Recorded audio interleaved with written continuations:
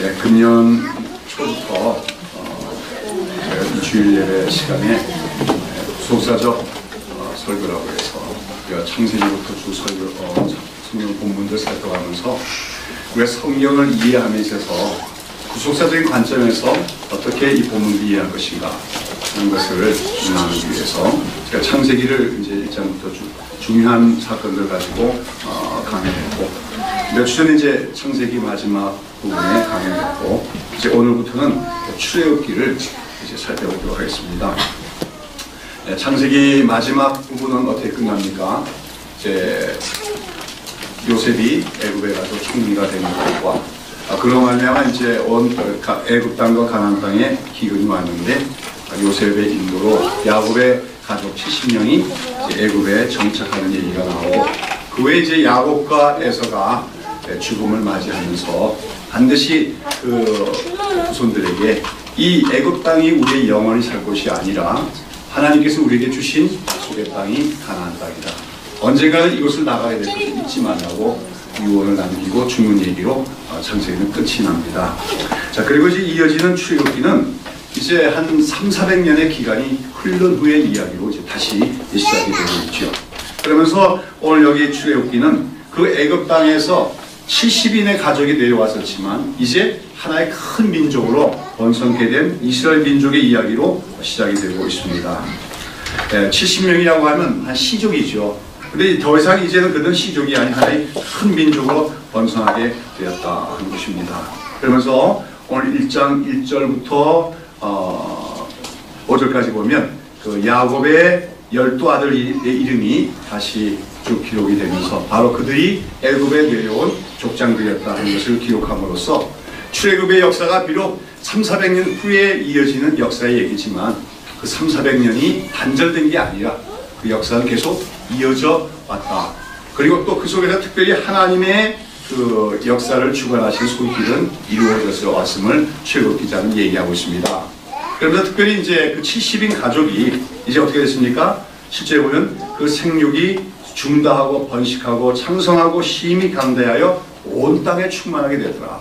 하나의 큰 민족이 되었음을 묘사하고 있죠. 그러면서 그렇게 70인 가족이 한 큰 민족이 된 것은 어디까지나 하나님이 그 언약을 기억하시고 아브라함과 맺은 언약, 하나님께서 창세기 12장 보면 갈대아 우르에서 불러 올라오신 그 아브라함 불러내서 가나안 땅으로 들어가게 하시면서 하나님과 아브라함과 언약을 맺으시죠.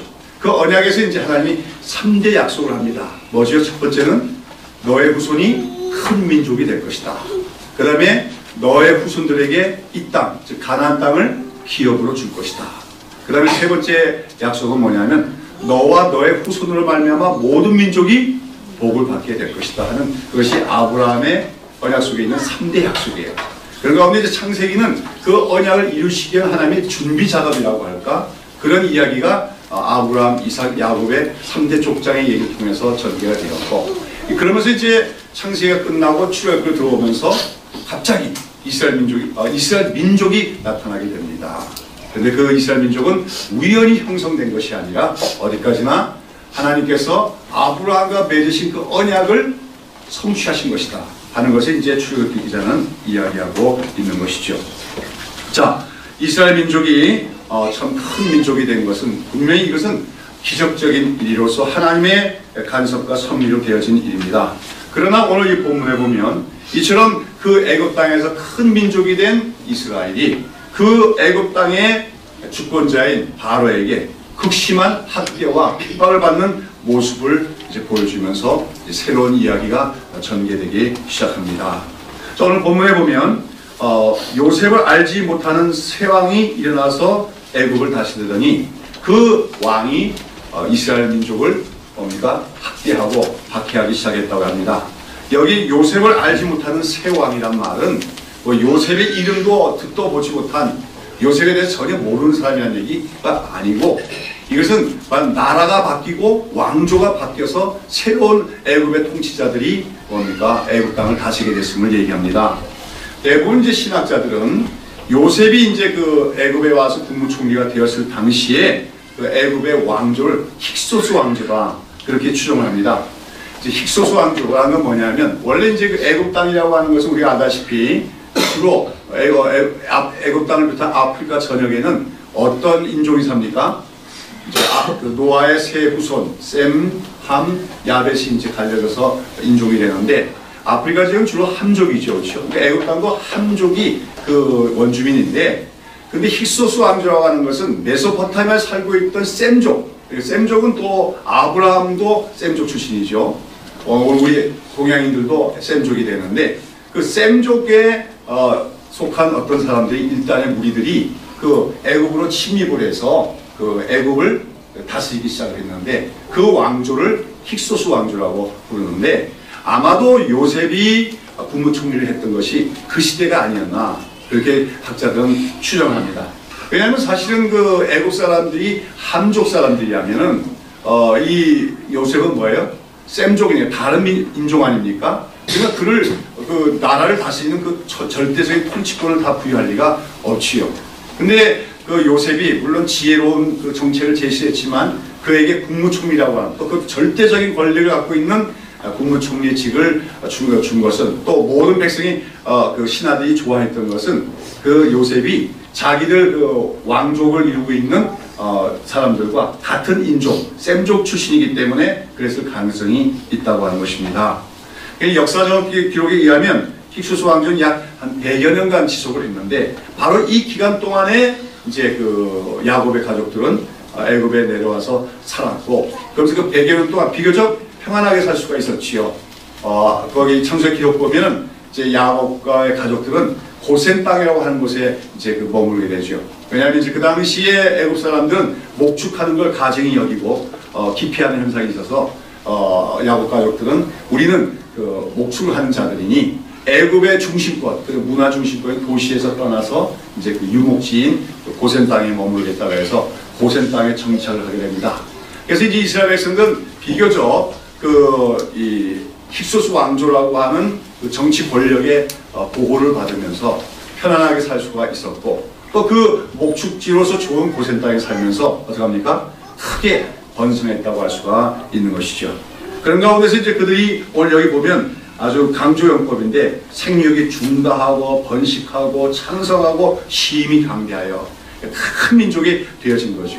이것은 하나님의 은혜고 섭리였고 무엇보다 하나님의 신실하십니다. 하나님이 세우신 그 언약을 신실하게 이루셨기 때문에 드디어 그들이 아브라함이라고 하는 정말 모래알 하나 같은 그 존재로부터 시작된 그 사람들이 하나의 큰 민족이 되었음을 성경은 얘기하고 있는 것입니다. 자, 그런데 이렇게 이제 이스라엘 사람, 야곱의 후손들이 이제 하나의 민족으로 성장해 나가는 과정 속에서 아까도 말씀드린 것처럼 비교적 평안한 시대를 누리고 살았어요. 그런데 그 힉소스 왕조를 무너뜨리고 이제 다시금 그 원주민인 함족 출신의 계통의 그 왕조가 들어서게 되는데 그것이 이제 17, 18 왕조라고 불립니다. 그리고 바로 여기 요셉을 알지 못하는 왕이라고 하는 것은 새 왕은 바로 그 18왕조의 왕으로 뭐 투투모스의 1세다 보통 그렇게 추정을 하죠. 아마 이 새로운 왕조의 입장에서는 과거의 그 애굽의 역사 속에서 정말 그 빛나는 공적을 세운 요셉의 얘기를 말살하려고 했을 것입니다. 그 요셉의 얘기를 더 이상 사람들이 알지 못하도록 했을 것이고 그러면서 특별히 그 셈족 출신의 그 민족으로서 번성하고 있는 이 이스라엘 민족을 뭡니까? 그 적대시하기 시작한 거죠. 그러면서 그 힉소스 왕조와 같은 인종인 셈족인 이 이스라엘 민족이 언제라도 또 다시 셈족 계통의 그 사람들이 침입을 하면 거기 연합을 해서 반기를 일으키지 않겠는가 이런 우려 때문에 이제 이스라엘 민족을 뭡니까? 학대하기 시작하는 것이죠. 그러면서 이제 그 애굽 왕은 여기서 올려보면은 그들에게 감독을 세우고 또 바로에 와여 북고성 비돔과 람셋을 건축하게 하리라 했는데 당시 애굽의 변경이 국경에 있는 도성인 그 비돔과 람셋을 이제 그 성읍을 건축하게 합니다. 그 굉장히 거대한 성을 건축하는데 그 건축하는 일의 강제 노력을 바로 이스라엘 민족들에게 시키게 된 거죠. 말하자면 이스라엘 민족은 그때부터 이제 18왕조가 들어오면서 뭐가 된 겁니까? 그 전까지는 자유로운 백성들이었지만 이제 뭐가 된 겁니까? 노예가, 애굽의 왕의 노예가 되어진 것이죠. 그러면서 이제 이렇게 그 애굽 왕이 이스라엘을 강제 노역을 시키면서 노예하는 정책을 쓰므로써 사실은 애굽의 입장에서 일거양득의 효과가 있었다고 할 수가 있습니다. 하나는 먼저 아까도 이해한 것처럼 그들이 그렇게 노예가 됨으로써 그 저항을 할 수 없도록, 그렇죠? 그래서 삶에 대한 의욕을 상실함으로써 그 애굽 왕권에 대해서 저항할 수 없도록 하는 효과가 있었고, 다음에 이제 노예라고 하는 것은 그 고대에서는 하나의 엄청난 자산이죠, 그렇죠? 노예 하나하나가 다 재산인데 그 나중에 보면 260만 장정한 60만이 출애굽하는 거니까 어마어마한 노예를 뭡니까? 노예를 자신의 노동력을 갖게 되어진 일거양득의 이득이 있었다고 얘기할 수가 있습니다. 그래서 여하튼 애굽 왕은 이스라엘을 학대합니다. 그 강제 노역을 시키면서 많은 그 학대를 하는데 그 학대하는 이유 중에 하나는 뭐냐면 그렇게 많은 고역을 강제 노역을 시키고 학대를 하면 그들이 너무 삶이 힘들어서 말하자면 이제 부부간에도 이렇게 그 사랑을 많이 할 수 없고 그렇게 되니까 아기를 많이 낳지 않을 것이냐 이런 아마 계산했던 것 같아요. 인구 억제책으로 이스라엘을 노동력으로 이용하되 너무 큰 민족이 되면 그보다 더 큰 민족이 되면 위험하니까 인구 억제책으로 더 강제 노역을 시키기도 했다고 하는 것입니다. 자, 그런데 12절에 보시면 뭐라고 되어 있습니까? 다 같이 한번 읽어보시죠. 그러나 학대를 받을수록 더욱 번식하고 창성하니 애굽 사람이 이스라엘 자손을 위하여 근심하여 그랬습니다. 여기 아주 재미있는 기록이 나오죠. 학대를 받을수록 어떻게 했다고요? 더욱 번식하고 더욱 창성했다. 오늘 말씀은 이 구절을 가지고 중심적으로 말씀을 드리고자 합니다. 이스라엘, 하나님의 백성인데 하나님의 백성은 세상에서 학대를 받는다고 망하거나 손을 대는 것이 아니라는 겁니다. 하나님의 백성은 학대를 받을수록 어떻게 해요? 더 번식하고 더 창성하게 되는 것이 하나님의 뜻이다, 섭니다 하는 것입니다. 오늘 여기 본문에서 그들이 이스라엘이 그 애굽 왕조에 의해서 학대를 받을수록 더 번식하고 창성한 것은 비록 그 민족이 또 그 애굽의 노예가 되었지만 그러나 그들 가운데는 여전히 살아계신 하나님이 그들 가운데 계시며 그들을 돌아보고 계셨음을 의미하는 것입니다. 자, 오늘 여기서 이 학대를 받을수록 더 번식하고 창성하니 이 부분을 잘 설명해 주시는 사건이 나중에 출애굽기 3장에 나옵니다. 한번 출애굽기 3장을 보셔서 2절 한번 보세요. 1절 2절 한번 보실까요? 다 같이 시작. 모세가 그 장인 미디안 제사장 이도의 양무리를 치더니 그 무리를 광야 서편을 인도하여 하나님의 산 호렙에 이르매 여호와의 사자가 떨기나무 불꽃 가운데서 그에게 나타나시니라. 그가 보니 떨기나무에 불이 붙었으나 사라지지 아니하는지라 그랬지요. 자, 나중에 이제 그 모세, 이제 2장부터 모세 얘기가 나오게 되죠. 그리고 모세가 이제 그 기이한 출생을 하고 기이한 성장을 하게 되는데 그 모세가 나중에 하나님으로부터 이스라엘을 인도하는 지도자로 부르심을 받게 됩니다. 그 부르심을 받게 된 장소가 어디냐면 호렙산이죠. 나중에 이제 이스라엘 민족이 하나님과 언약을 세우는 장소인 호렙산에서 모세는 하나님을 만나고 소명을 받게 되는데 그때 이제 모세가 뭘 하고 있었습니까? 양을 치고 있었는데 어느 날 그 호렙 산 근처에서 그 광야에서 그 양떼를 치고 있는데 이상한 광경을 하나 보게 된 겁니다. 무엇입니까? 그 떨기나무에 불이 붙었는데 불은 계속 타고 있는데 나무가 사라지지 않더라 하는 겁니다. 이제 떨기나무라고 하는 것은 관목이에요. 그러니까 큰 나무도 아니고 이렇게 그 잔가지가 많은 그런 관목인데 이제 호렙산 같은 그 어떤 중동 지역의 메마른 지역에 여기저기 자생하는 그런 관목입니다. 흔히 볼 수 있는. 그런데 그 광야는 메마른 지역이기 때문에 이제 바람이 막 심하게 부르면 이 떨기나무의 가지들이 어떻게 합니까? 서로 막 이렇게 부딪히다가 마찰이 돼가지고 불이 날 때가 있어요. 이제 불이 나면 그 떨기나무가 불이 붙자마자 대부분은 떨기나무는 잔가지가 많고 그런 나무이기 때문에 금방 불이 받자마자 얼마 안 있어서 다 사그러지고 맙니다. 그 나무 자체가 없어지는 거죠. 그런 그 모습은 항상 볼 수 있는 건데 어느 날 이제 모세가 봤더니 자기가 양을 치는 광야에 저기 불이 붙었어요. 떨기나무에 불이 붙고 있는 거죠. 모세는 또 떨기나무가 산불이 났구나, 불이 붙었구나 이렇게 생각했을 거예요.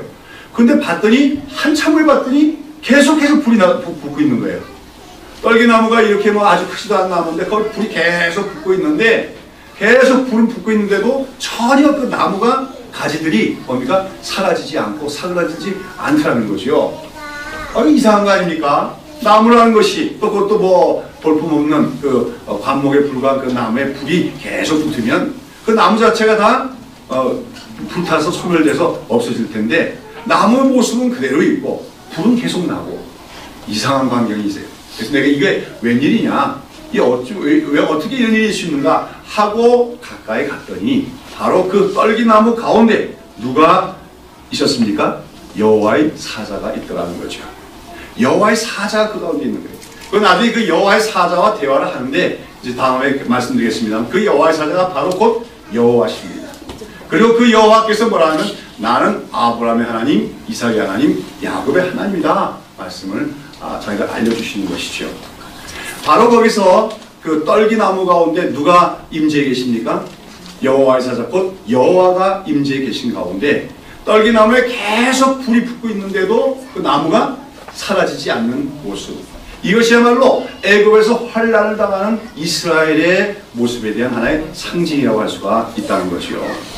자, 이스라엘은 원래 그 뿌리로 보면 볼품없는 그런 민족이다 그래요. 아브라함이 한 사람 뭐 그렇게 위대한 사람이 아닙니다. 갈대아으로 해서 한 사람 부름 받을 때 정말 뭐 갈 바를 알지 못하고 언론 나그네와 같은 사람이었습니다. 그러나 하나님은 그 아브라함과 언약을 맺으시고 그의 후손들을 하나의 민족으로 만들었어요. 그러나 그 민족은 애굽 땅에서 지금 뭐가 되고 말았습니까? 노예가 되고 말았습니다. 비천한 민족이 되고 말았다고 하는 거지요. 하층 부류의 삶을 살 수밖에 없는 그 나라의 권력자에게서 학대를 당하고 강제 노역에 동원될 수밖에 없는 그런 비천한 민족이 됐습니다. 그들은 마치 떨기나무와 같은 존재지요. 백향목나무도 아니고 무슨 어떤 그 뭐 큰 건물을 지을 수 있는 좋은 목재라는 나무도 안 되는 떨기나무와 같은 비천한 존재가 이스라엘 민족입니다. 그런데 그들이 지금 애굽 땅에 당하는 고난은 마치 그들에게 뭐예요? 계속 불이 붙은 것 같이 뜨겁게 그들을 불태우고 있는 환란이 계속되고 있음을 의미합니다. 그러나 이스라엘은 사라졌습니까? 사라지지 않더라는 거죠. 이스라엘은 오히려 학대가 심할수록 더 번식하고 더 강성해졌더라. 그것은 바로 떨기나무가 불타고 있지만 불에도 사그러지지 않는 모습과 같은 것으로 그 떨기나무가 불타 없어지지 않은 이유는 뭡니까? 그 떨기나무 가운데 누가 계셨기 때문에 여호와의 사자가 여호와가 임재해 계셨기 때문인 것인데 바로 애굽 땅에서 비록 이스라엘은 지금 정말 노예가 되어서 다른 민족에게 억압을 당하며 살고 있지만 그들 가운데는 누가 계신 것입니까? 여호와 하나님이 그 가운데 계셨다. 그렇기 때문에 그들은 소멸되지 않을 수가 있었고 오히려 학대 가운데서도 번성할 수 있었다 하는 것을 그 떨기나무 사건은 우리에게 말해주고 상징으로 말해주고 있다는 것이죠. 그렇습니다. 오늘 이 본문에서 나온 것처럼 학대를 받을수록 사라지지 않고 소멸되지 않고 오히려 더 번식하며 더 강성해지는 이스라엘의 모습, 바로 그것은 앞으로도 이제 전개될 하나님의 구속 역사에서 자주 되풀이가 되어질 하나님의 섭리를 잘 보여주는 사건이라고 할 수가 있습니다. 여러분, 오늘 여기서 이 애굽 땅에서 큰 민족으로 번성했지만 동시에 그 애굽의 왕으로부터 학대를 받는 이스라엘 백성들의 모습은 오늘날도 이 세상 속에서 고난과 핍박을 받는 하나님 백성의 공동체인 교회를 예표한다고 할 수가 있습니다. 그래서 성경에서 보면 애굽을 가리켜 애굽의 때때로 이 세상의 상징으로 사용되는 단어 많이 씁니다. 너는 애굽으로 돌아가지 마라. 애굽을 그리워하지 말라고 하는 말이 나옵니다. 구약 선지자의 말로. 무슨 말입니까? 너는 세상으로 돌아가지 마라. 세상을 그리워하지 말라는 말과 다름이 없지요. 그런 가운데 그런데 오늘 보면은 이스라엘은 그 애굽에서 내려와서 뭐예요? 큰 민족으로 성장을 할 수가 있었다고 하는 거죠. 마찬가지로 교회도 오늘 이 세상 속에서 존재하며 이 세상 속에서 확장해 나갑니다. 교회는 뭐 세상과 뚝 떨어져 있는 게 아니죠. 세상 속에서 하나님 나라인 교회는 뭡니까? 확장되고 자라가야 된다는 것이죠. 그리고 야곱의 가족들이 그 애굽에 내려올 때 비교적 그 당시에 아까 얘기했지만 배경을 설명했습니다만 애굽의 왕인 바로에게 환대를 받으며 아주 그 나름대로 편안한 삶을 살 수 있었던 것처럼 교회 역사를 보더라도 때때로 교회와 세상 사이에 그런 친화적인 관계가 이루어지고 교회가 말하자면 국가적인 보호를 받으면서 성장할 때도 있다는 것을 우리는 알 수가 있습니다. 그러나 더 많은 경우에 이스라엘이 이렇게 민족이 번성하게 되자 애굽 왕 바로가 그들을 핍박했듯이 교회가 성장하고 이 땅에서 하나님 나라가 확장되게 되면 반드시 세상 나라와 하나님 나라 사이에 갈등이 일어나게 마련인 것이고 그러므로서 세상 나라에 대한 교회의 핍박이 일어나게 마련인 것입니다. 특별히 우리는 이 세상 역사가 언젠가는 끝날 것을 우리가 믿고 있고 그 세상의 종말이 가까울수록 세상 나라에 의한 이 세상에 의한 교회에 대한 핍박은 점점 더 가중되고 강해질 것이다 하는 것을 우리는 알아야 됩니다. 왜냐하면 이제 이 출애굽의 얘기를 우리가 살펴보지만 출애굽에서 이제 결국은 바로 왕이 10가지 재앙을 당하고 마지막 재앙을 당하면서 항복하고 마는데 그런 그 애굽에 임하는 여러 가지 재앙들 그리고 바로가 마침내 항복하는 모습은 여기 이 세상 끝날에 마귀가 하나님께 예수님의 심판을 받고 최종적으로 항복하게 될 것을 보여주는 예표적인 사건이에요.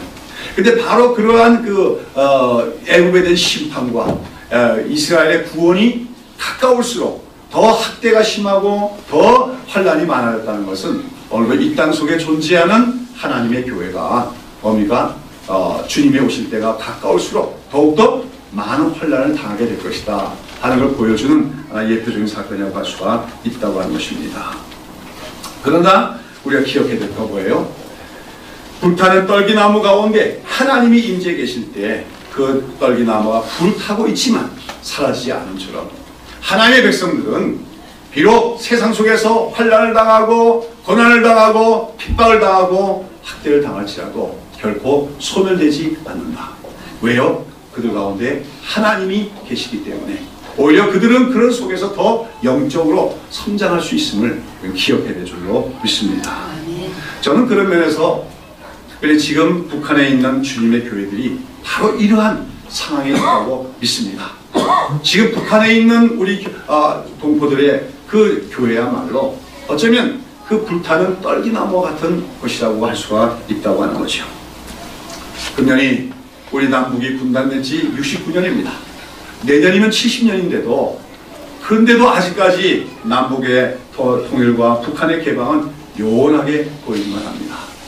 조금 더 통일 정책이 전진돼서 뭔가 남북 간의 대화의 물꼬가 열리고 통일의 길이 가까워졌으면 좋겠는데 왜 이렇게 길이 먼지 모르겠어요. 안타깝고 어떻게 보면 정책적인 면에서도 좀 불만도 있고 하지만 그러나 저는 그런 속에서 70년 동안이나 분단되어 있는 상황 그런 속에 특별히 달리 말하면 북한에 있는 교회는 70년 동안이나 지금 뭐예요? 그 무신론 세력들에 의해서 압제를 당하고 뭡니까? 억압을 당하고 있는데 그들이 북한 교회를 향한 하나님의 섭리가 있다고 믿어집니다. 여러분 그 애굽 땅에서 큰 민족으로 번성했지만 그 애굽 왕에 있어 학대를 받으며 환난 당했던 이스라엘 그 이스라엘 환난 속에 하나님의 섭리가 있었듯이 북한 땅에 있는 지하교회 그들이 지금까지도 참 자유를 얻지 못하고 있지만 그래도 오늘도 이 주일날에 어쩌면 그들은 지하에서 모여서 하나님을 예배하고 있을지 모릅니다만 그 북한에 있는 교회를 향한 하나님의 섭리가 있는 줄로 믿습니다. 앞으로 북한의 종교정책이 어떻게 될지는 모르겠습니다. 더 핍박이 심하게 될는지도 모르겠습니다. 들리는 말로는 북한 교회에 대해서 점점 가끔 가다가 아주 잔인할 정도의 뭡니까 숙청자들이 장될 때가 있다고 합니다. 한 해에 수백 명의 순교자가 난다고 합니다. 그렇다고 해서 저는 북한 교회가 사라질 거라고 생각하지 않습니다. 오히려 그 환란을 통하여 북한교회는 더욱더 영적으로 강성해지는 교회가 되어질 것이라고 저는 믿습니다. 저는 오늘 한국교회, 이 남쪽에 있는 자유로운 환경 속, 또 풍요로운 환경 속에 있는 한국교회가 너무나 세속화되고 너무나 영적으로 타락한 모습을 보면서 과연 이 남쪽에 있는 교회들이 다시 새롭게 될 수가 있겠는가, 다시 새로워질 수 있을까 생각할 때 어떤 때는 이미 자정 능력을 상실하지 않았나 하는 생각을 할 때도 많습니다. 그런 가운데 하나님의 섭리는 어쩌면은 앞으로 남북이 서로 통하게 되었을 때 아마 북한교회가 그 모습을 드러나게 될 것입니다. 그리고 그 북한교회는 연단받은 깨끗한 교회로, 순결한 교회로 나타나게 될 것이고, 그 교회가 오히려 한국 전체의 교회를 새롭게 하는 역할을 하지 않겠나. 그런 것이 오늘 북한교회가 당하는 환란에 대한 하나님의 섭리한 뜻이 아닌가, 그렇게 생각을 해본다는 것이죠. 자, 여러분, 교회는 아무리 세상 속에서 환란을 당할지라도 결코 사라지지 않습니다. 오히려 그 환란 속에서 주님의 교회는 더 강한 생명력을 갖게 된다는 것을 우리가 기억을 해야 됩니다. 그런데 이처럼 이스라엘 백성들이 애굽 땅에서 환란을 당하면서도 번성한 이러한 하나님의 그 섭리, 하나님의 그 구원 원리는 오늘 우리 개개인 성도들에게도 적용이 되는 하나의 섭리라고 할 수가 있습니다. 여러분, 하나님께는 때때로 우리에게 참 요셉의 그 때처럼 야곱의 가족들이 누렸던 그 평안함을 우리에게 누리도록 허락하실 때도 있어요.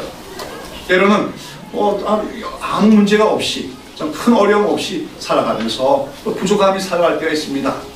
그럴 때 우리는 그러한 평안함과 그런 또 여러 가지 좋은 조건들에 대해서 하나님께 감사하며 또 그것을 누리며 살 수도 있는 줄로 믿습니다. 그러나 만약 우리가 진정한 하나님의 백성이라면, 정말로 우리가 하나님의 택한 백성이라면, 여러분 기억하십시오. 우리 하나님의 백성들의 삶에는 반드시 환난의 때가 있다고 하는 사실입니다. 어떤 사람이 일생을 살아가면서 환난은 나는 한 번도 겪어하지 않았다. 그렇다면 어쩌면 그 사람은 하나님의 부심을 받지 않은 사람인지도 몰라요. 하나님은 아까도 말씀드린 것처럼 우리에게 평안할 때도 주십니다. 그러나 하나님은 우리를 사랑하시는 하나님은 우리의 삶에서 반드시 환난의 때를 허락하실 때가 있다고 하는 것이죠. 그러나 그 환난은 결코 우리를 쇠퇴하거나 또는 소멸시키거나 망하게 하는 것이 아니라 오히려 우리들 하여금 그 환난을 통하여 더욱 영적으로 부여하게 하시며 더욱 강건하게 연단시키는 하나님의 섭리의 손길이다 하는 것을 우리는 기억해야 될 줄로 믿습니다. 그래서 사도 바울은 로마서 5장 3절 4절에서 이렇게 말하지요. 다만 이뿐 아니라 우리가 환난 중에도 즐거워하나니. 환난 중에도 어떻게 한다고요? 즐거워하나니 그랬어요. 왜요? 환난은 인내를, 인내는 연단을, 연단은 소망을 이루는 줄 알미로라 그렇게 말한 것입니다. 환난 때문에 낭망만 하는 것, 그건 하나님 백성의 자세가 아니라는 겁니다. 환난 중에서도 즐거워할 수가 있어야 돼요. 왜요? 그 환난 가운데 하나님의 뜻이 있기 때문에. 그 환난을 통하여 우리를 더욱더 연단시키시고 인내함으로써 연단시켜서 더 그 소망을 주시는 하나님의 뜻이 있기 때문에 환난 중에도 즐거워할 수 있다고 성경은 얘기하고 있는 것입니다. 자, 그렇다면 오늘 본문에서 보듯이 이스라엘이 같은 이스라엘 민족이 이스라엘에서 야곱의 70인 가족이 애굽에 내려가서 큰 민족이 되었는데 왜 하나님께서는 그 이스라엘 민족이 그 애굽 땅에서 학대를 받도록 고난을 받도록 하셨겠습니까? 이건 하나님의 뜻이죠. 하나님의 섭리라는 걸 기억해야 됩니다. 그리고 그 속에는 몇 가지 중요한 하나님의 뜻이 있었다고 할 수가 있습니다.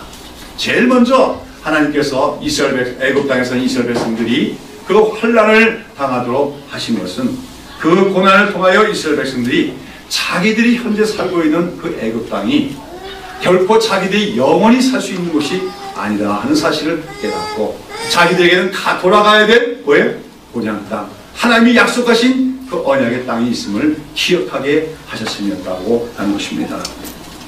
아까도 얘기한 것처럼 요셉의 요셉이 국무총리가 있었고 또 굉장한 권력을 갖고 있는 국무총리인데다가 그 애굽 온 땅을 기근해서 구원해낸 공로로 말미암아 야곱의 가족들이 애굽으로 올 때 그 가족들은 바로를 비롯한 그 애굽 신민들의 큰 환영을 받을 수가 있습니다. 그리고 아마 아까 얘기한 것처럼 힉소스 왕조가 지속되는 동안에 그들은 굉장히 편안하게 안락하게 살 수 있었으며 번성할 수가 있었을 것입니다. 자, 그런데 그런 증식 과정 속에서 어떻게 됐을 거라고 생각합니까? 그 100년간에 그들은 숫자적으로는 점점 증가했지만 어쩌면 그들의 믿음과 신앙과 영적인 상태는 퇴보했을지도 모릅니다. 왜요? 편안하니까, 안락하니까. 그들은 그 애굽 땅에서 살다 보니까 너무 좋은 거예요.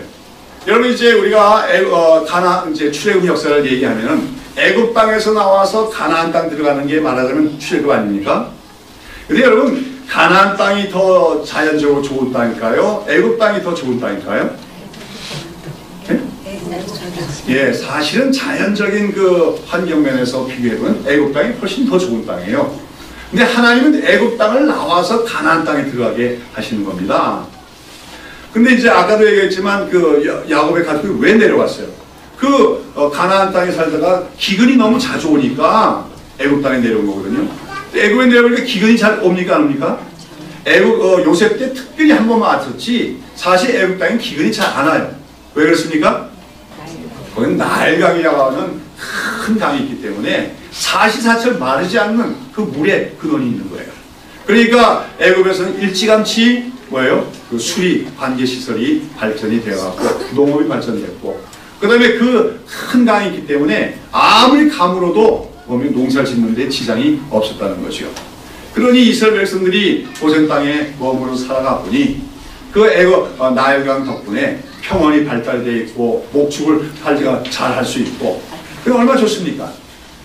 가나안 땅 살 때는 뭐 메마른 곳이 너무나 많고 기근도 가뭄도 자주 오고 기근도 자주 오고 근데 애굽 땅에 살아보니 그런 게 없어요. 사시사철 언제든지 목축을 할 수가 있고 또 농사 지어도 잘 되어지고 그렇게 살면서 이스라엘 백성들은 아마 가나안 땅보다 훨씬 더 풍족하게 살 수가 있었을 것입니다. 좋은 집도 짓기 시작했을 것이고 그렇죠. 안락한 삶도 살기 시작했을 거예요. 요즘 표현한다면 좋은 자동차도 사고 그렇죠.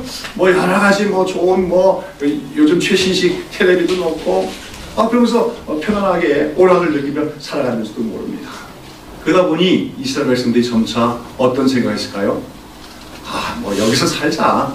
여기서 우리가 뿌리 내리고 천대만대 살아가자. 우리 자손들까지 여기서 살도록 하자. 아마 이런 생각에 젖었을 가능성이 많은 것입니다. 그러한 때 그들에게는 원래 돌아가야 될 그 자기들 본향의 땅, 약속의 땅이 있음에도 불구하고 자연적인 환경이 너무나 좋아서 그 땅에서 만족하고 안이한 삶에 빠져있는 이스라엘 백성들의 삶 속에서 어떤 일이 일어난 겁니까? 왕조가 바뀌는 것이죠. 말하자면 이스라엘의 후견인 역할을 하던 힉소스 왕조가 무너졌습니다. 그리고 애굽 사람들로 구성된 뭐예요? 새로운 왕조가 들었습니다. 그들은 요셉의 모든 공적과 업적들을 다 말살시켰습니다. 그리고 이스라엘을 학대하기 시작하며 노예화시키기 시작한 것이죠. 그들은 이제 강제 노역에 끌려다니면서 아침부터 저녁까지 정말 고된 일을 할 수밖에 없게 되었습니다. 이렇게 됨으로써 이스라엘 백성들은 무엇을 생각하기 시작했을까요? 이 땅이 우리가 영원히 살 경우는 아니구나. 이 땅만 벗어났으면 얼마나 좋을까 생각하기 시작합니다. 그러면서 그들은 아마 그때 무엇을 기억하게 될까요? 바로 아브라함 언약을 기억하게 되겠지요. 야곱이 유언으로 남긴 것, 요셉이 유언으로 남긴 것, 너희들 이곳에 영원히 살 것이 아니다. 언젠가는 이 땅을 나가야 된다 하는 말씀을 기억하게 될 것이고 우리 하나님 백성들에게는 하나님이 약속하신 그 땅이 있다. 기업의 땅이 있다. 가나안 땅이 있다. 그 땅을 소망하게 된 것입니다. 여러분 이것은 오늘도 마찬가지예요. 우리 주의 백성들이 이 땅에 살면서 안락하게 살고 평안하게 살고 그것이 축복인 것도 같지만 사실은 안락하고 평안하게 살면서도 천국을 사모하고 정말 주님 계신 천국에 가기를 원한다 하는 사람은 그렇게 많지 않을 것 같아요. 평안한 중에서도 천국을 사모한다면 얼마나 복 있는 사람이겠어요. 인간성이 그렇지 않다는 거예요. 평안하고 안해지면 그냥 이 땅의 현실이 모든 것이 다 됩니다. 이 땅에서 잘 먹고 잘 사는 것이 축복으로 여겨집니다. 그러면서 더 이상 하나님 나라에 대해서 꿈꾸지 않고 하나님 나라를 소망하지 않게 되어진다는 것이죠. 그런 하나님 백성들에게 때때로 하나님은 환난을 주실 때가 있습니다. 그 환난을 통하여 정말 이 땅을 벗어나고 싶습니다. 더 이상 이 세상에서 살고 싶지 않을 때도 있습니다. 그러나 그것이 절망이 아니라 그 절망 넘어서 뭐가 있는 겁니까? 우리에게는 소망이 있는 것이죠. 주님이 예비하신 그 영원한 하나님 나라가 있다는 것을 우리는 생각하게 되어집니다. 이 땅에서 환난을 당하는 속에서 우리에게는 돌아갈 영원한 본향 하나님 나라가 있다는 것을 기억하기 위해서 때때로 하나님께서 우리에게 환난을 주심을 기억해야 될 줄로 믿는 것입니다. 다음으로 하나님께서 이스라엘 백성들에게 그렇게 환난을 주신 까닭은 그들로 하여금 그 환난을 통하여서 그들의 구원자는 하나님밖에 없고 그 다음에 그 하나님께 부르짖도록 하시고자 함이었습니다. 여러분, 앞서도 말씀드린 것처럼 이스라엘 백성들이 그 애굽 땅에서 편안하게 살아가면서 그들은 하나님을 향하여 부르짖는 영성을 상실하고 말았다고 할 수가 있습니다. 여러분, 평안한 삶을 살면서도 늘 하나님의 이름 부르며 하나님을 찾으며 하나님과 교제하는 사람 있다면 대단한 사람입니다. 근데 대부분의 사람은 그게 안 됩니다. 평안한 중에서도 더 하나님 찾고 평안한 중에서도 더 하나님께 부르짖는 사람 잘 발견하기 힘들다는 거예요. 대부분의 사람들은 발등에 불이 떨어져야 다급해져야 그때야 하나님의 이름을 부르고 하나님께 부르짖게 되었습니다. 그러나 하나님은 그것을 나쁘다고 말씀하지 않아요. 그렇게 해서라도 하나님께서는 자기 백성이 하나님을 찾도록 하시는 분이시고 그런 하나님의 호소와 부르심에 또 귀를 기울이신 분이 우리의 하나님, 우리가 믿는 여호와 하나님인 줄로 믿습니다. 이스라엘 백성들은 그 거센 땅에 돌아와 살면서 평안하게 살면서 그런 부르짖음의 영성을 상실하고 말았습니다. 아브라함이나 이삭이나 야곱이나 또 요셉이나 그 믿음의 선조들은 다 그들의 삶에 어려움이 있었습니다. 내일할 수 없는 그 위기들이 있었습니다. 그런 속에서 그들은 하나님께 부르짖을 수밖에 없었습니다.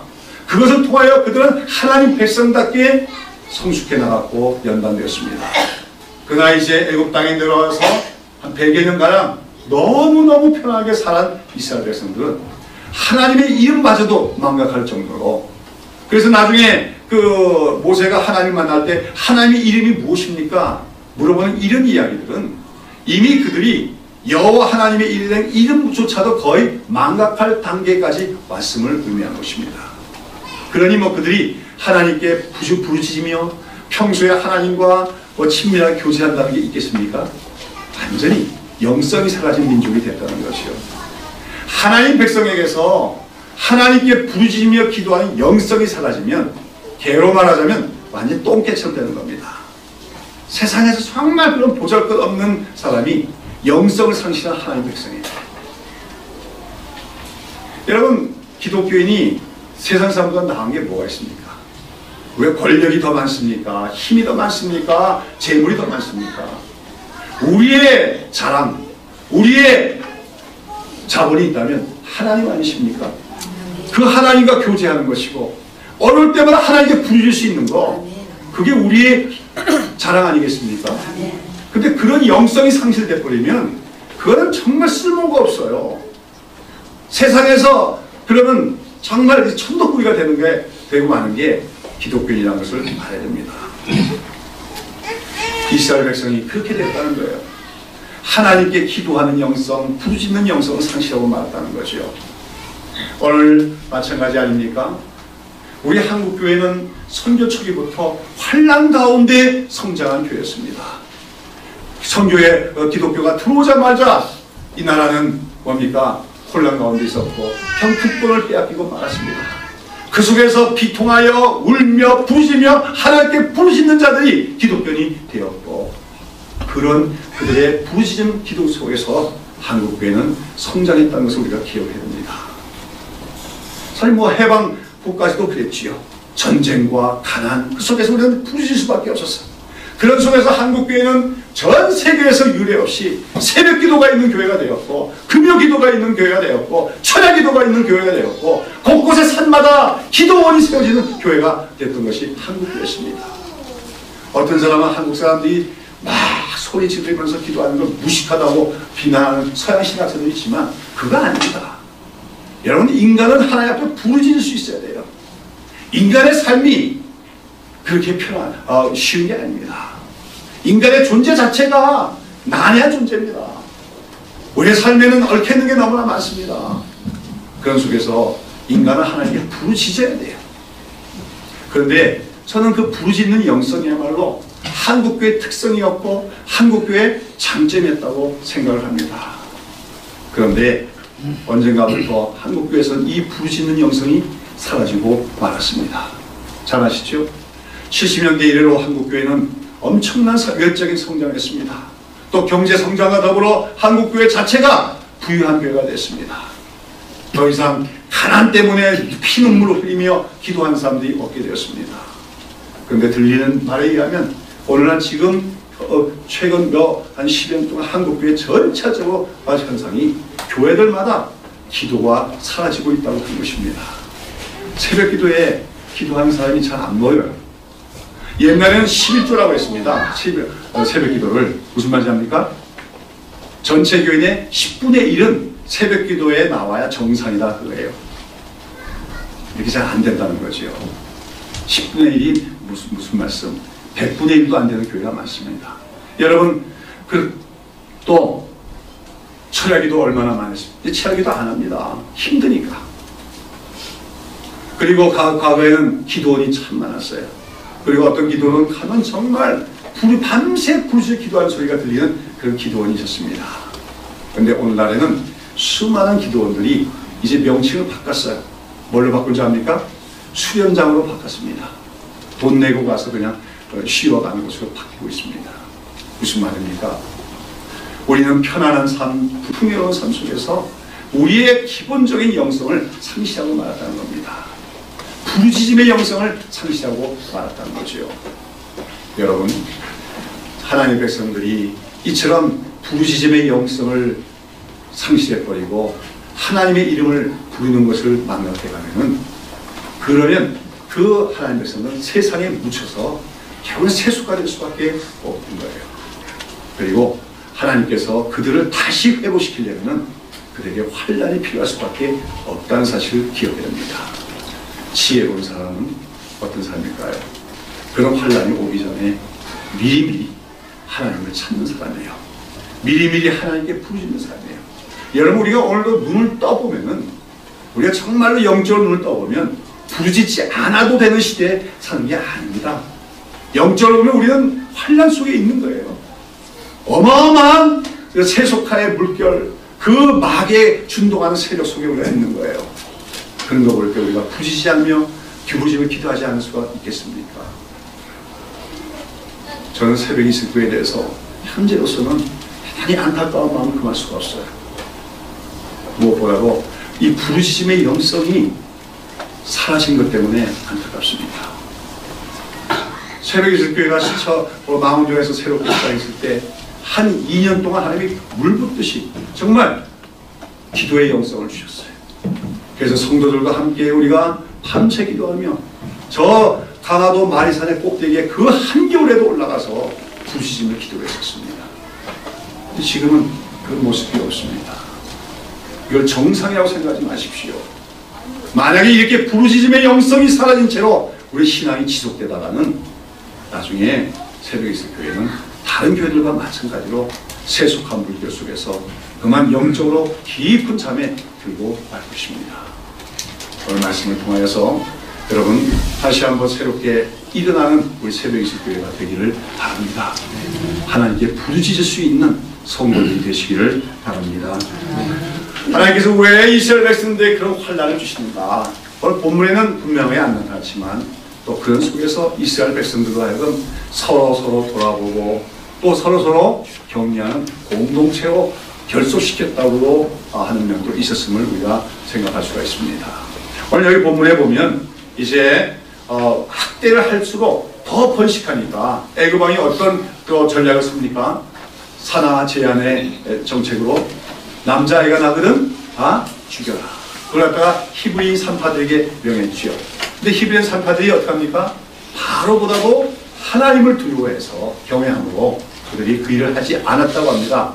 그래서 바로왕이 불러가지고 야 너희들이 왜 내 말을 듣지 않았느냐, 왜 남자애들 나면 죽이라고 했는데 듣지 않았더니 우리가 갔더니 이미 출산했습니다. 애굽 여인들은 안 그런데, 근데 이 말이 맞는 말이 틀린 말이 거짓말만은 아니죠. 애굽 여자들은 편안하게, 애굽의 왕국에 있는 여인들은 편안하게 있다 보니까 살이 찌고 그래가지고 그 운동 부족이 돼갖고 애기 날 때 너무너무 힘들게 낳는 거예요. 그러니까 산파를 불러도 한참 있다가 산파고서 한참 있다가 낳아야 되는데 히브리인들은 맨날 강제 노동 당하면서 그렇죠? 일을 많이 하다 보니까 아주 건강해졌어요. 그래서 애기 낳는데 아무 어려움이 없어요. 그냥 진통이 왔다면 곧바로 애기 낳는 거예요. 산파들이 갔더니 이미 다 낳았더라. 그런 유익도 있어요. 사실 우리가 옛날에 가난했을 때는 성인병 없었잖아요. 근데 지금 여러 가지 영양적으로 풍성한 걸 먹으니까 얼마나 많은 성인병 때문에 고통받고 있습니까? 예, 그런 것도 있지만, 근데 여기서 보면 히브리 산파가 하나님을 경외하기 때문에 그 세상의 권력자인 바로의 말을 듣지 않고 자기의 동족들을 해치지 않았다는 데 봐서는 이들뿐만 아니라 당시에 많은 이스라엘 백성들이 우리는 같이 환난을 당하는 자다, 같이 고난을 당하고 있는 동포들이다 하는 그런 동지의식이 발전하고, 그럼으로써 한 공동체로 더 결속되었을 가능성이 우리에게 보여주게 됩니다. 그렇습니다. 평안한 시대에는요, 사람들이 흩어집니다. 너 없어도 나 살아, 그런 거지요. 그러나 환난을 당하게 되면 마음이 하나로 모입니다. 동병상련이라고 할까요? 서로 위로하게 되고 서로 격려하게 되고 서로의 아픔을 보듬어주려고 하고, 그런 속에서 그것이 바로 공동체예요. 함께 울어주고 함께 울 수 있는 것, 함께 기뻐할 수 있는 것, 그게 공동체 아닙니까? 오늘 우리 사회의 문제가 뭡니까? 함께 우는 자로 함께 울지 못하는 사람이 너무나 많은 거예요. 돈은 많습니다. 권력도 있습니다. 그러나 다른 사람의 아픔에 동참할 수 없고 같이 울 수 없다면 그건 인간다운 것이 아니지요. 이스라엘은 고난 속에서 서로 함께 울 수 있는 공동체가 되어갔다. 그것이 또한 하나님이 이스라엘에게 환난을 허락하신 중요한 원인 중에 하나라고 생각할 수가 있는 줄로 믿습니다. 자, 그런데 이처럼 이스라엘이 점점 더 바로의 학대가 심해지죠. 이제 오늘 본문의 끝에는 이제 남자아이가 태어나려고 할 때 산파들 보고 죽이라고 했지만, 이제 더 나가서 남자아이가 태어나고 나서도 2살 이하로는 다 죽여라, 이런 아주 못된 그런 남아 살해 정책까지 내세워 지시하게 되어집니다. 정말 이거는 뭐 있을 수 없는 그런 인간적인 폭력적인 그런 억압이지요. 그러나 기억하십시오. 이렇게 될 때 2장 마지막에 보십니다. 2장의 말을 보면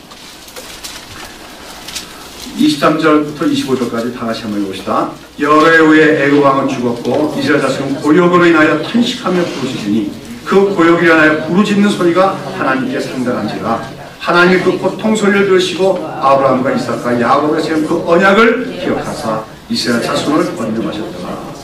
아까 말씀드렸지요? 이스라엘 자손들이 뭘 잃어버렸어요?